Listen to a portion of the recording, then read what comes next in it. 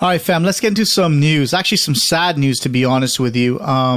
There was a Pakistani social media star, Qandeel Baloch, that was killed by her brother. Those of you that don't know who she is, she was quite racy. She was very provocative. She was huge on Instagram, and on Facebook she had 750,000 followers.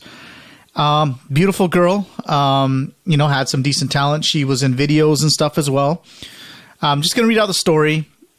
The brother of Pakistani social media star Qandeel Baloch says he's proud he killed his sister, claiming he did it because girls are born to stay home. What a fucking idiot. 25-year-old Qandeel was strangled Friday at her family home in the city of Multan in the Pakistani province of Punjab. After going on the run, her brother was later arrested.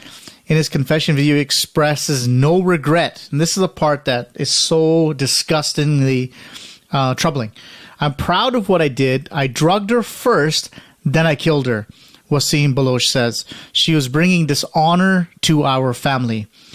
Honor killings, man. That's some fucked up shit. And this is 2016, last time I checked? Qandeel rose to fame due to sassy and increasingly political videos she posted on Facebook. Her brother Wasim claims that having his friends share her pictures and video clips was too much for him, and killing his sister was a better alternative than killing himself. Some backward-ass thinking, man. Both Adorner and reviled Qandeel, who was buried Sunday, referred to herself as a modern-day feminist, and like I said, had nearly 750,000 followers on Facebook. This is just disgusting. And girls are born to stay home and follow traditions. My sister never did that. He says, get out of here, man. I get it. If you're in that environment where this is everyday business practice, so to speak, quote unquote, I feel for you women. I live in Canada and this shit doesn't happen. Well, let me rephrase that. It's very rare. But, like I said, how do you expect a culture to grow when your thinking is still 1829? You know what I mean? I just find it really, really troublesome and really, really difficult to understand.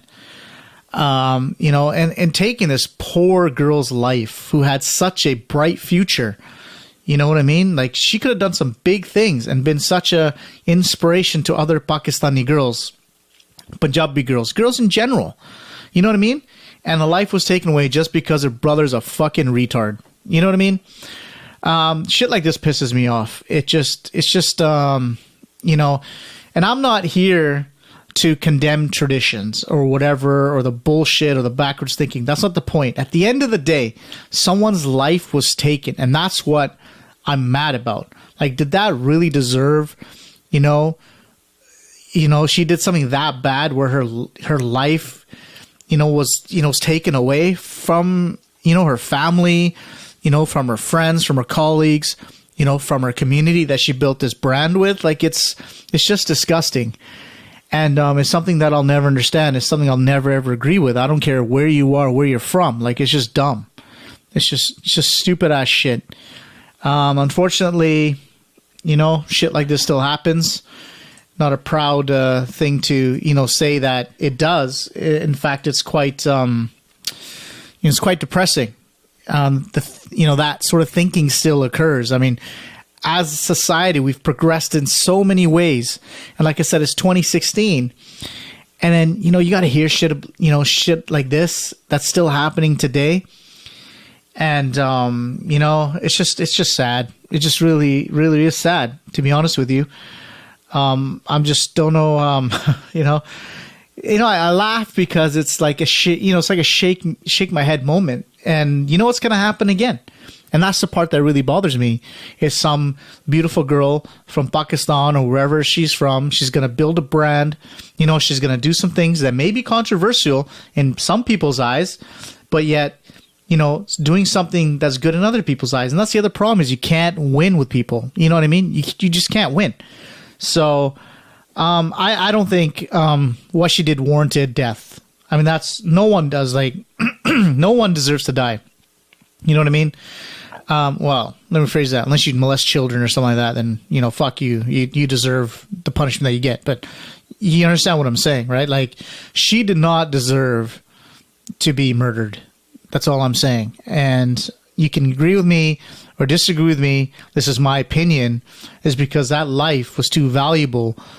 You know, any life is valuable. But, you know, have your own brother first, you know, drug you and then kill you is absolutely fucking disgusting, right? I hope this guy rots in hell, and I hope when he gets to jail that the inmates give him a warm, warm welcome. You understand what I'm saying? I do apologize for kind of the depressing story that I just did, but you know what? I really need to get this out because it's really important. This affects our culture. You understand what I'm saying? All right, guys. Unfortunately, I got another depressing story, but again, it's shit that really bothers me, man. Especially with our Punjabi community, and another shake my head. Okay, let's just get into it. A jury has found Gurpreet Ronald, 37, and her lover Bhupinder Paul Gill, 41, guilty of first-degree murder of Gill's wife in the sensational Indo-Canadian love triangle murder case.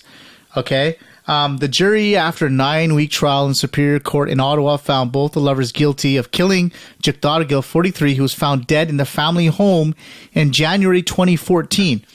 The 12-member jury gave its verdict on Wednesday. Mother of 3, Jagtar Gill, was stabbed and... Mother of 3, Jagtar Gill, was stabbed to death on her 17th wedding anniversary. A day before murder, she underwent a hernia surgery. Gurpreet Ronald and Bhupinder Gill, fellow bus drivers with Ottawa's OC Transport and neighbors, were in a relationship. They conspired to kill Gill's wife so they could be together, the jury heard during the trial. Since they dreamed of being together, they plotted the murder of Gill's wife. Gurpreet Ronald, a mother of 2 girls, is married to Jason Ronald, who is also a driver with the same company in Ottawa. During her testimony, Gurpreet admitted she had an affair with Gill, but she told the jury that her sexual relationship with Gill was not satisfactory and that she had an affair with another fellow driver at the same time while she was in a relationship with Gill. So, oh man, this chick has got like a crazy love triangle going here, man. Her lawyer told the jury that she depended on Gill only for emotional support, a shoulder to cry upon, and she had no intention of being with him. So she played this guy? Holy shit. During his testimony, Gill told the jury that he ended his affair with Gurpreet in 2013 before his wife was killed in January 2014. You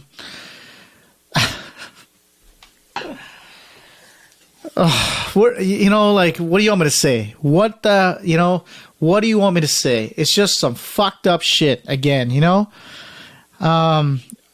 May Jagtar Gill rest in peace.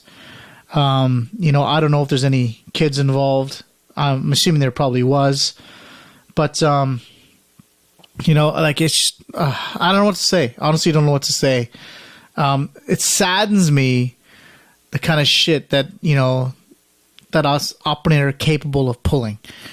And like, you know what? And I'm not going to lie. I'm really, you guys, this is probably going to happen again because some stupid shit where, you know, there's some bizarre love triangle and another innocent life is going to get, you know, hurt. And, you know, the day before the anniversary, Pachadi went under a hernia surgery. So, you know, like I just can't imagine, you know, what this person went through. It saddens me. It really does. It gets me pretty choked up inside knowing the suffering that she must have went through because of 2 fucking retards. And all because they want to be together. Like, haven't you heard a goddamn divorce? You know what I mean? Like, it's 2016. Like, I'm not condoning what this guy did in terms of the adultery. That's not what I'm saying, right? But, I mean, if he wanted to be with this person, I mean, and she clearly would played him, according to this, whatever this is, right? So why did you, you know, do what you did in the first place? If you cut, like, it's hard to tell if this person knew that, you know, this guy who, whatever, Bhupinder is going to get played. Like, I don't get it. You know what I mean? So, I don't know. Honestly, I don't know.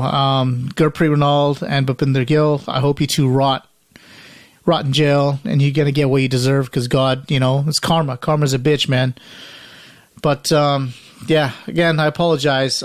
The intention was not to do depressing news, but it's really important that we talk about these things because as a culture, we tend to bury shit like this, in the ground and not talk about it. Because if I'm talking about this and someone's affected by this or someone's in a similar situation, whatever, I'm hoping I'm going to be able to help. You understand what I'm saying? That's the hope anyways. All right, guys, I got to give props to these sick bikers that went around the country here in Canada and they raised $100,000 for pediatric cancer. This is such a dope story, man. Sorry, I got a sip on my jaw. But a group of sick bikers with big hearts hope that their cross-country ride to fight childhood cancers will pave the way for a new generation of caring. 24 members of the Sikh Motorcycle Club rolled into Surrey Sunday night, 2 weeks after departing for the journey to raise awareness about the devastating diseases. On 13 bikes, the members rode a total of 12,000 kilometers, man, about 1,200 kilometers per day through BC, Alberta, Manitoba, Ontario, Quebec before turning around in Montreal.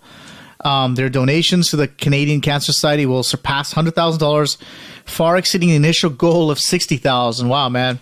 Props to you guys. Along the way, the bikers met community members and appeared on local TV and radio stations to share their journey.